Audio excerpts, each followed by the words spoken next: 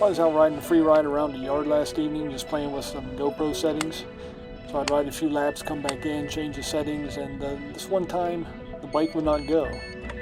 I noticed the fuel light come on the display. I've never seen that before. I also was getting a warning sign. I was getting 4 flashes, followed by a pause, and then 4 other flashes. Oh, that's not good. I looked this up in the owner's manual. Turns out it's a 12-volt power supply, which on this bike there is a 12-volt battery in the back, auxiliary battery.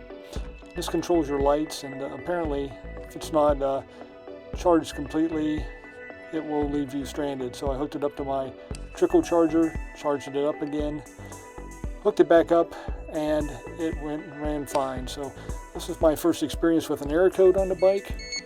The auxiliary battery is supposed to charge when the bigger battery is charging.